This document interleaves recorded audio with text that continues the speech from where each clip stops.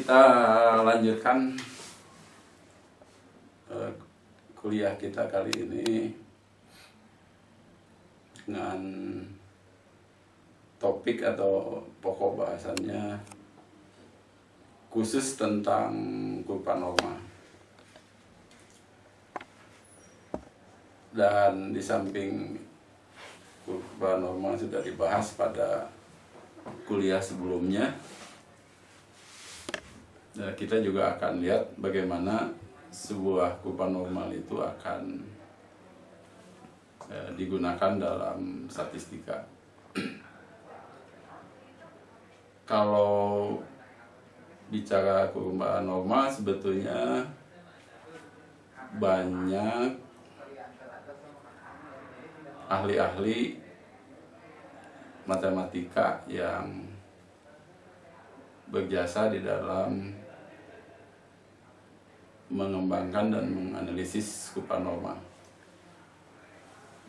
Yang paling terkenal adalah Abraham de Moivre, dan seperti yang pernah kita kenal di trigonometri ada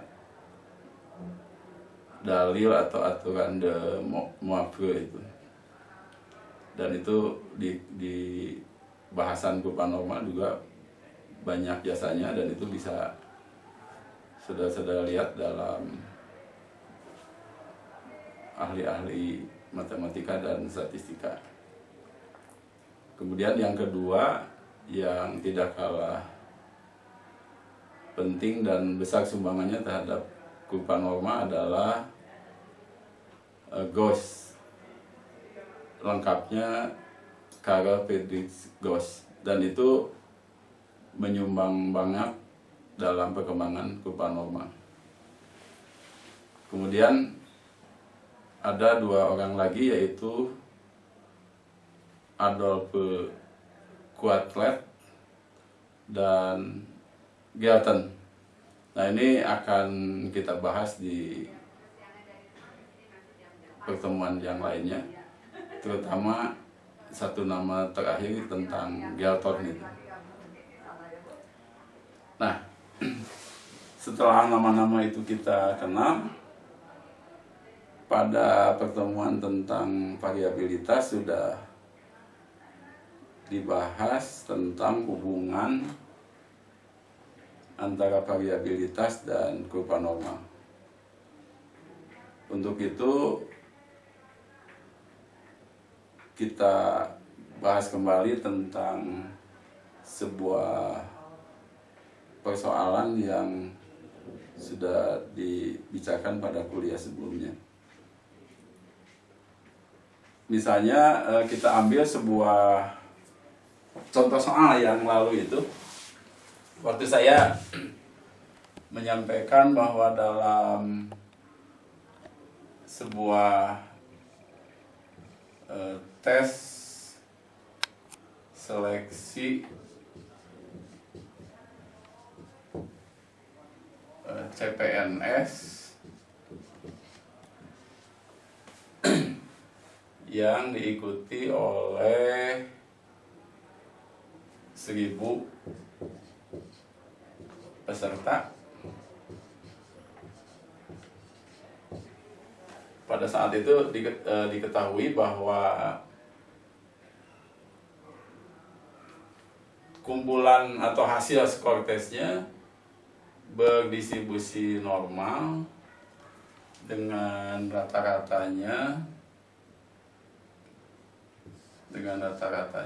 kita sebut aja mu x ini 100,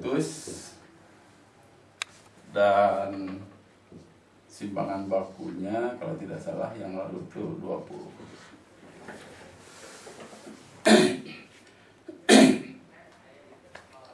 Nah, dari yang diketahui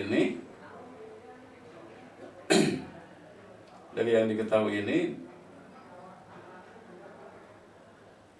pernah ditanyakan misalnya begini, 1,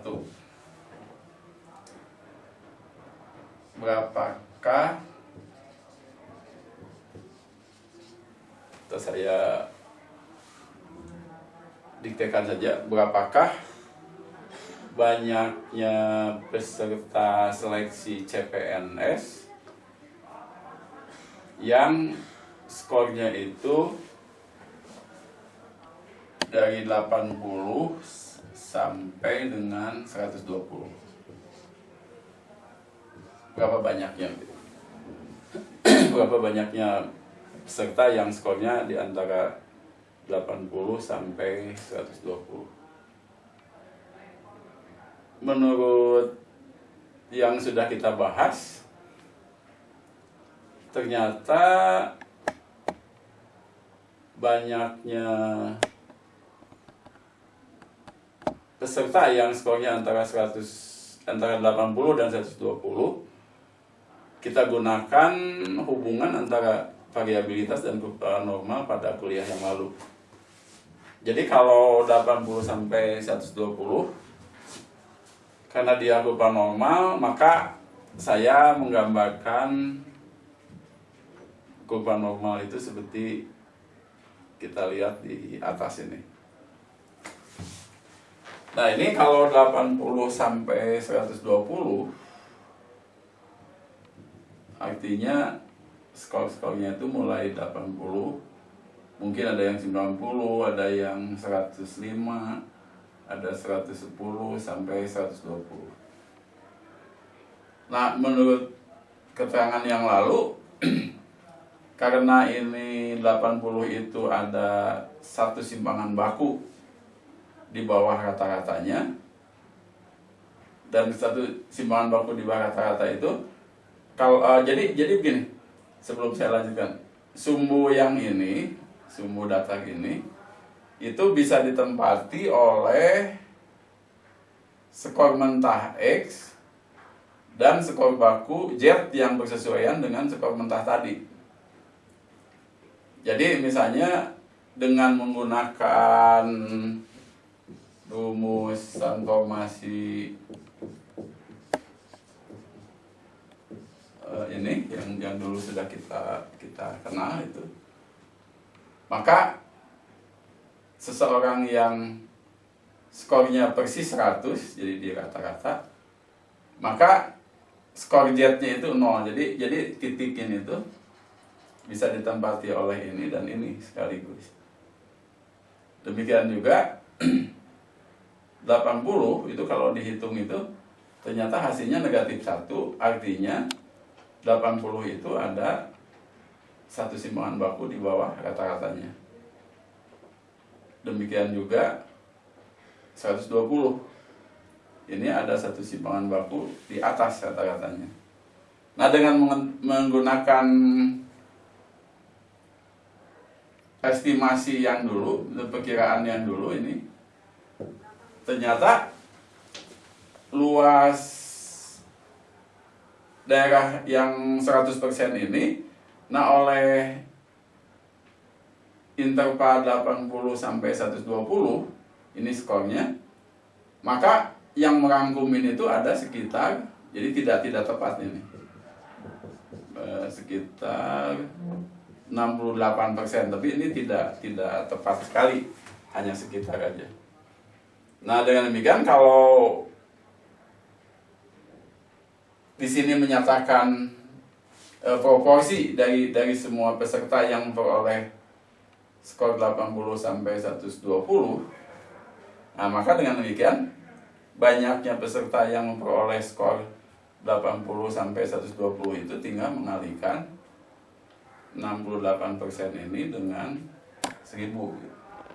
Jadi ada 680 peserta yang skornya itu mulai 80 sampai 120. Sebetulnya inti dari penggunaan kurva normal itu di sini. Nah, lalu yang contoh lain, misalnya satu lagi lah kita coba.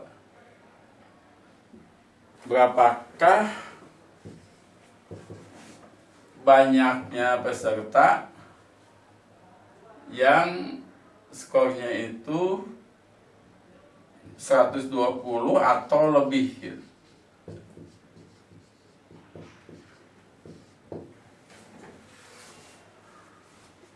Nah, kalau 120 atau lebih itu kan ada di mulai dari satu simpangan baku di skor jetnya itu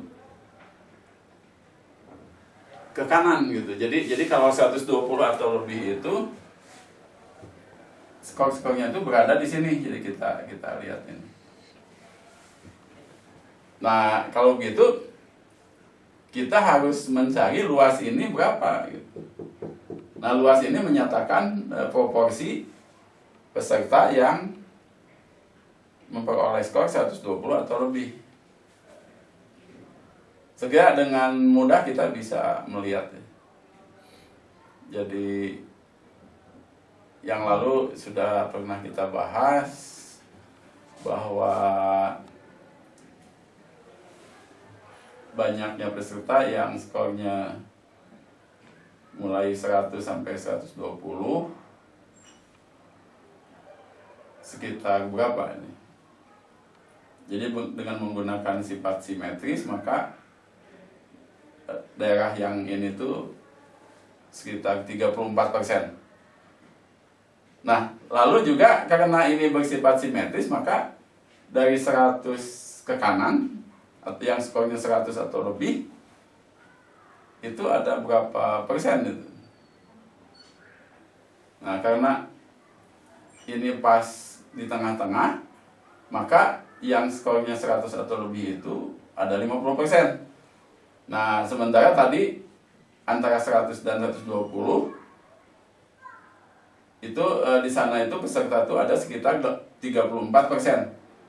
Dengan demikian, yang ini kita tinggal mengurangi 50% dikurangi 34% untuk yang ini.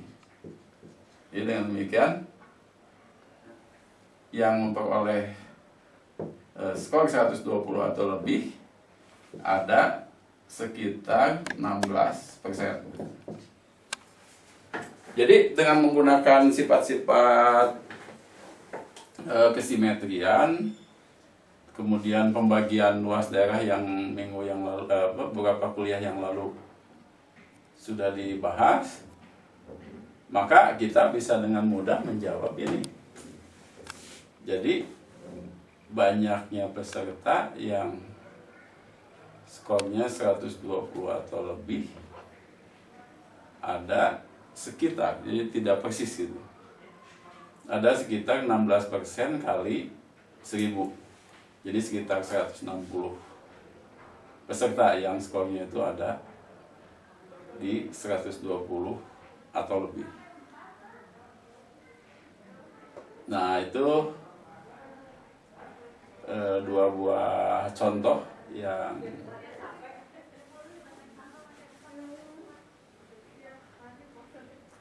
penggunaan dari kurva normal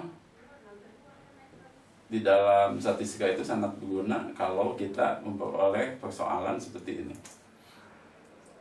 Kemudian